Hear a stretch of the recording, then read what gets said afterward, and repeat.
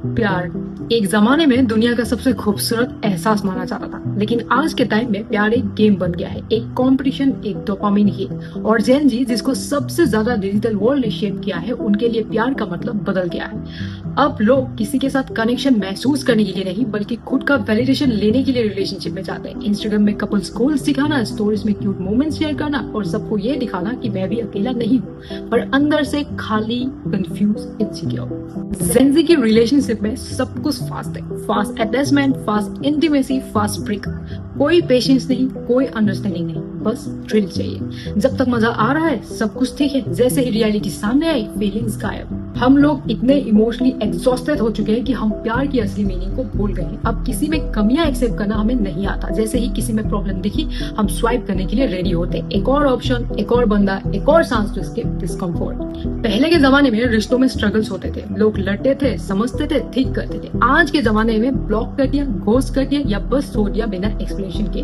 Closure का तो concept ही गायब हो गया। और सबसे दर्दनाक बात, हम इमोशनली अटैच हो जाते हैं बिना किसी गारंटी के, बिना कमिटमेंट के, बिना ये सोचे कि सामने वाला सच में सीरियस है भी या नहीं। और जब वो इंसान चला जाता है तो सिर्फ एक सवाल रह जाता है, मैं क्यों टूट गया हूँ। रिलेशनशिप ना टॉक्सिक नहीं होते, लोग कर देते। और जेन जी की केस में लोग खुद टॉक्सिक हो चुके हैं, क्योंकि हमें खुद से प्यार करना ही नहीं आता। हम दूसरे में अपनी कमियां पूरी करना चाहते हैं, जब वो नहीं होता तो हम दूसरे को ब्लेम करते हैं। ये जनरेशन बाउंड्रीज का मतलब नहीं समझती, इमोशनल मैनिपुलेशन को प्यार समझती है, जेलेसी को लॉयल्टी समझती है और पॉजिटिवनेस को केयर का नाम दे देती है। हर चीज का जस्टिफिकेशन है, पर असली समझ बिल्कुल नहीं।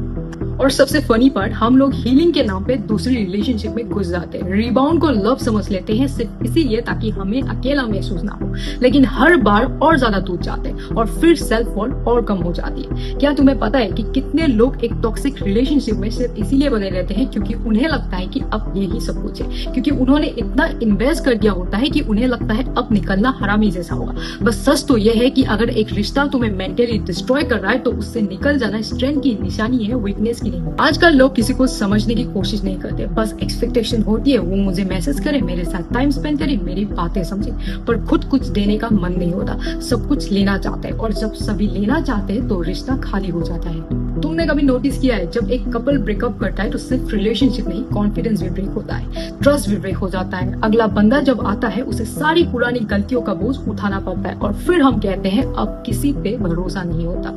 ये टॉक्सिक साइकिल बन चुकी है और इस साइकिल का सोल्यूशन सिर्फ एक है, अपने आप को पहले ठीक करो। जब तक तुम खुद इमोशनली स्टेबल नहीं हो, किसी के साथ हेल्दी रिलेशनशिप बनाना पॉसिबल नहीं है।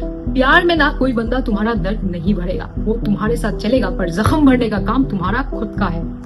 जेन जी में एंजाइटी, डिप्रेशन, ओवरथिंकिंग का रीजन सिर्फ एकेडमिक्स या करियर प्रेशर नहीं है, रिलेशनशिप ट्रॉमा भी एक मेजर रीजन है। घोस्टिंग, चीटिंग, ये सब इमोशनल वायलेंस है और सबको नॉर्मल बना दिया गया है। तुम्हें लगता है कि अगर तुम किसी को जुनूनी ढंग से प्यार करते हो तो वो सच्चा प्यार है?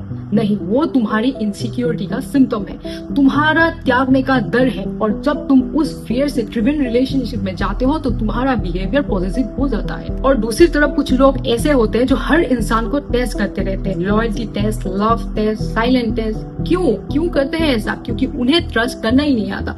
हर बार लगता है क्या ये भी मुझे छोड़ देगा, और इसी डर के चक्कर में वो खुद अपना रिश्ता खराब कर देते हैं। प्यार को प्रूफ करने की जरूरत नहीं होती। जब तुम इमोशनली मैच्योर होते हो तो प्यार ऑटोमेटिकली हेल्दी होता है, पर जब तुम इमोशनली इमैच्योर हो तो हर बार तुम्हारा प्यार दर्द बन जाता है। तुम उसी में खुशी ढूंढते हो जो तुम्हें तोड़ रहा है।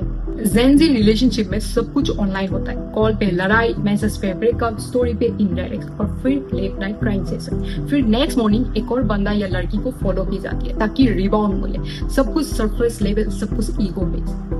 क्या तुमने कभी जेन्युइनली किसी के लिए कुछ फील किया है बिना उसे कंट्रोल किए, बिना उसे पॉजिटिव हुए, बिना उसके पास पे क्वेश्चन किए? अगर हाँ तो तुम प्यार समझ गए हो, वरना अभी भी तुम सिर्फ इमोशनल डिपेंडेंसी की ट्रैप में हो। तुम्हें प्यार तभी मिलेगा जब तुम्हें उसकी जरूरत नहीं होगी, जब तुम खुद के साथ खुश रहना सीख जाओगे, जब तुम किसी को चूज करोगे ना कि जरूरत में पकड़ लोगे। तुम्हारे रिलेशनशिप का लेवल तुम्हारी सेल्फ वर्थ से डायरेक्टली लिंक्ड है। अगर तुम खुद से प्यार नहीं करते तो तुम वही लोग अट्रैक्ट करोगे जो तुम्हें भी इग्नोर करेंगे, एक्सप्लोर एक्सप्लॉइट करेंगे या हाफ हार्टेड ट्रीट करेंगे।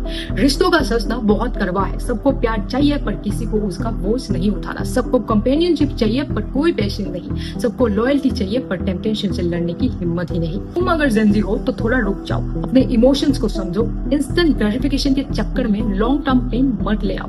अपने जख्मों को एड्रेस करो, किसी और के थ्रू अपने आप को ठीक मत करो। प्यार तभी खूबसूरत लगता है जब दोनों लोग इमोशनली हील होते हैं। तब रिश्ते एक जगह होता है जहाँ दोनों ग्रो करते हैं, जहाँ ईगो नहीं समझौता होता है, जहाँ कंट्रोल नहीं फ्रीडम होती है और जहाँ इनसिक्योरिटी नहीं ट्रस्ट होता है। इस जनरेशन को प्यार करना नहीं आता क्योंकि हमें सब कुछ चाहिए बिना एफर्ट के। लेकिन अगर तुम थोड़ा कॉन्शियस हो जाओ तो तुम्हारा प्यार भी एक मिसाल बन सकता है। अगर ये सुन के तुम्हें अपना पास्ट या प्रेजेंट याद आ रहा है तो इसका मतलब तुम सीखने के लिए रेडी हो और चेंज वहीं से शुरू होता है। तुम डिजर्व करते हो एक ऐसा रिश्ता जो तुम्हें तोड़ता नहीं बनाता है, पर उससे पहले तुम्हें खुद को बनाना पड़ेगा।